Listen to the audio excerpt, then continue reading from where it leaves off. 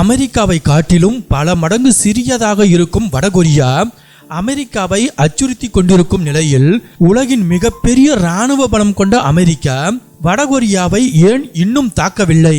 உலக அரசியலில் மிகவும் விவாதிக்கப்படும் ஒரு கேள்வி இது.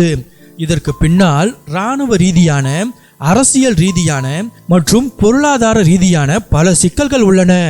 அவை என்னென்ன என்பதை பற்றி இப்போது பார்ப்போம். அமெரிக்காவின் நெருங்கிய கூட்டாளியான தென்கொரியாவின் தலைநகரமான சியோல் வடகொரியாவின் எல்லையிலிருந்து வெறும் 50 கிலோமீட்டர் தொலைவில் தான் உள்ளது. போர் என்று ஒன்று தொடங்கினால் வடகொரியா தனது அணு ஆயுதங்களை பயன்படுத்தாவிட்டாலும் கூட எல்லையில் நிறுத்தி வைக்கப்பட்டுள்ள ஆயிரக்கணக்கான பீரங்கிகள் மூலம் சில நிமிடங்களிலேயே சியோல் நகரத்தை தரைமட்டமாக்க முடியும். சியோல் நகரம் தென்கொரியாவின் பொருளாதார இதயம் மட்டுமல்ல, அங்கு 1 கோடிக்கும் அதிகமான மக்கள் வசிக்கிறார்கள். தனது நட்பு நாடான தென்கொரியாவின் இவ்வளவு பெரிய அழிவை அமெரிக்காவால் கற்பனை கூட செய்து பார்க்க முடியாது. வடகொரியாவிடம் இன்று கண்டம் விட்டு கண்டம் பாயும் ஏவுகணைகள் உள்ளன.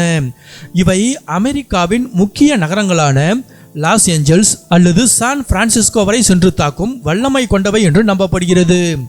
அமெரிக்கா வடகொரியா மீது தாக்குதல் நடத்தினால் நாங்கள் அழிந்தாலும் பரவாயில்லை, உங்களையும் அழிப்போம் என்ற நோக்கில் கிம் ஜாங் உன் அணு ஆயுதங்களை பயன்படுத்த தயங்க மாட்டார்.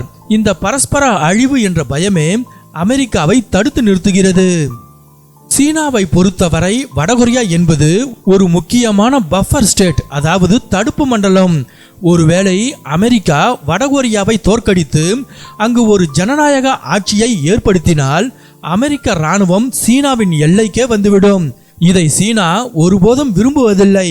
1950களில் நடந்த கொரிய போரின் போது அமெரிக்கா வெற்றி பெறும் நிலையில் இருந்தபோதுதான் சீனா உள்ளே நுழைந்து போரின் போக்கையே மாற்றியது. இப்போதும் ஒரு போர் நடந்தால் சீனா வடகொரியாவுக்கு ஆதரவாக தனது இராணுவத்தை அனுப்ப வாய்ப்பு அதிகம். இது 3வது உலகப் போருக்கு வழிவகுக்கும் என்பதால் அமெரிக்கா எச்சரிக்கையாக இருக்கிறது. அமெரிக்கா ஏற்கனவே ஈராக் மற்றும் ஆப்கானிஸ்தான் போர்களில் பில்லியன் கணக்கான டாலர்களை செலவழித்து பெரிய பொருளாதார சுமைகளை சந்தித்துள்ளது. வடகொரியாவுடனான போர் என்பது ஈராக் போரை விட பல மடங்கு அதிக செலவு பிடிக்கும் ஒன்றாகும். மேலும் தென்கொரியா உலகின் 10வது பெரிய பொருளாதாரம்.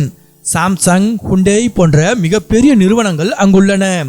போர் நடந்தால் உலகளாவிய விநியோக சங்கிலி பாதிக்கப்பட்டு ஒட்டுமொத்த உலக பொருளாதாரமே பெரும் மந்த நிலையை சந்திக்கும். சரி, ஒருவேளை அமெரிக்கா போரில் வென்று கிம் ஜாங் உன் ஆட்சியை வீழ்த்திவிட்டது என்றே வைத்துக் கொள்வோம். அதன் பிறகு என்ன நடக்கும்?